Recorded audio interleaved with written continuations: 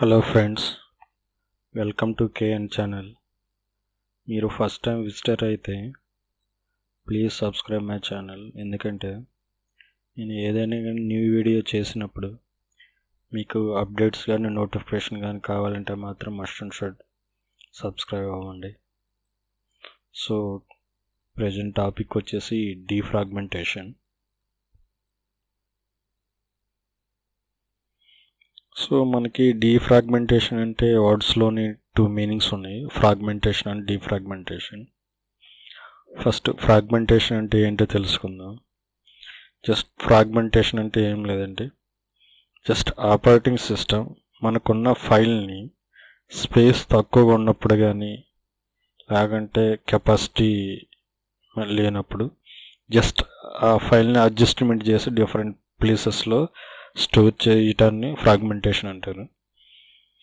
So మీరు ఒకసారి definition చదవండి. జస్ట్ ఈ ఆపరేటింగ్ సిస్టమ్ వచ్చేసి breaks the file into pieces. ఎప్పుడంటే ఇది ఎనఫ్ స్పేస్ లేనప్పుడు అనమాట స్టోరేజ్లో. సో ఈ స్టోరేజ్ స్పేస్ ఎప్పుడు ఉండదు, ఎలాంటి సిచ్యువేషన్లో ఈ ఫ్రాగ్మెంటేషన్ అనేది జరుగుతుంది. సో ఈ ఫ్రాగ్మెంటేషన్ ఇలా జరగటం అడ్వాంటేజా డిసడ్వాంటేజా అనేది మనం తెలుసుకుందాం.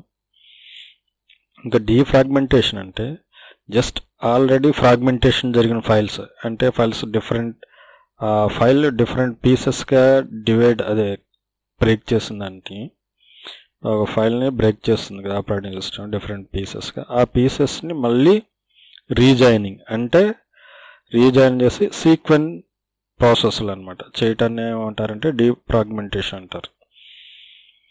సో ఒకసారి చూద్దాం. నా ప్రీవియస్ వీడియోలో మీరు ఒకసారి బ్యాడ్ సెక్టర్ అనే టాపిక్ చూస్తే మీకు అర్థమవుతుంది. ఒకసారి చూద్దాం.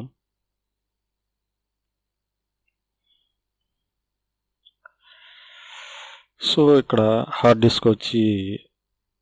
డిస్క్ యొక్క ఇంటర్నల్ డయాగ్రామ్ అండి ఇది. సో మనకి హార్డ్ డిస్క్ నీడిల్ ఉంటుంది కదా, ఈ నీడిల్ వచ్చేసి రీడ్ చేస్తుంది ఇక్కడ నుంచి. సో మనకి ఇంటర్నల్ డయాగ్రామ్లో ఈ రౌండ్ సర్కిల్స్ని వచ్చేసి ట్రాక్స్ అంటాము. ఫస్ట్ ట్రాక్, సెకండ్ ట్రాక్, ఇలా ట్రాక్స్ ఉంటాయి. సో వీటిని వచ్చేసి ఈ పోర్షన్స్ని సెక్టార్స్ అంటాము. ఈచ్ సైజ్ని వచ్చేసి ఈచ్ బ్లాక్ సైజ్ని వచ్చేసి క్లస్టర్ అంటారనమాట మనం. సో మనకి ఇక్కడ ఫ్రాగ్మెంటేషన్ చెప్పుకున్నాం కదా. సో ఈ ఫ్రాగ్మెంటేషన్ అంటే ఏంటి? Operating system breaks the file into small pieces. ఎప్పుడు? When storage capacity less or not enough అనమాట.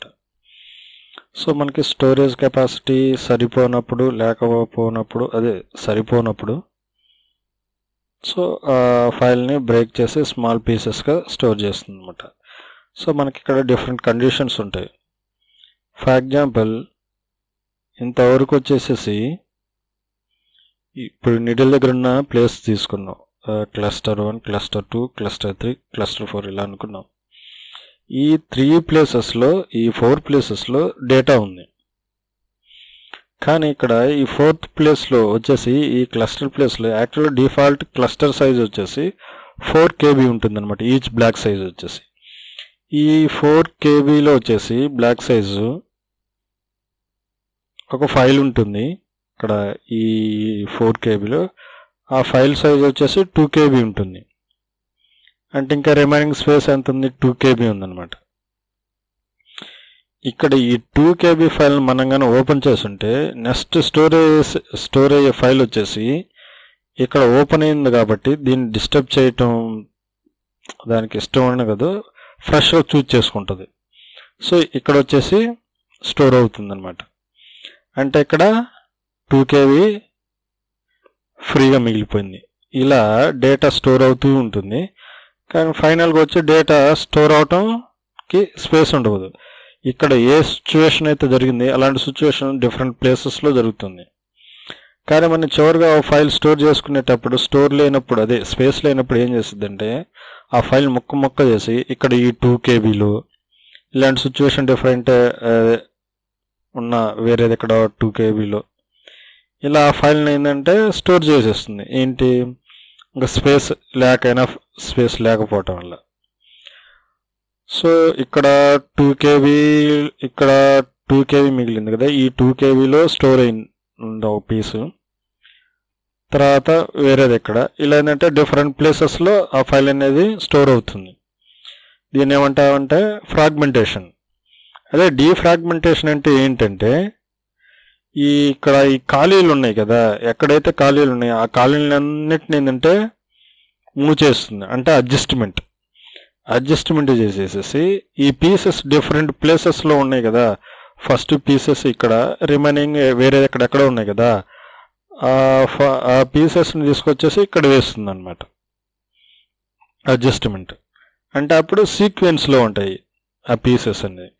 అప్పుడు మనం ఆ అప్లికేషన్ రన్ చేసేటప్పుడు ఏంటంటే అన్ని పీసెస్ కూడా ఎట్ టైం క్లబ్ అయ్యి ఒక ఫైల్గా ఉంటాయి కాబట్టి రన్ చేసేటప్పుడు అప్లికేషన్ అనేది స్పీడ్గా ఉంటుంది. అదే డిఫరెంట్ ప్లేసెస్లో ఉంటే అది కాల్ చేయటం ప్రాసెస్ అనేది స్లోగా ఉంటుంది. సో జనరల్గా చాలామంది అంటారు డీఫ్రాగ్మెంటేషన్ చేసిన తర్వాత సిస్టమ్ చాలా స్పీడ్ అవుతుంది అని.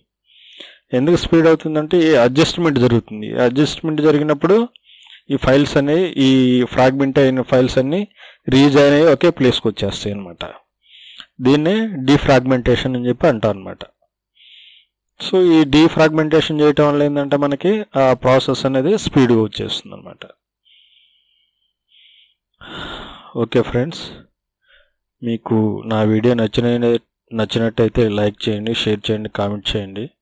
మీరు ఫస్ట్ టైం విజిటర్ అయినట్టయితే please subscribe my channel for notifications. Thanks for all.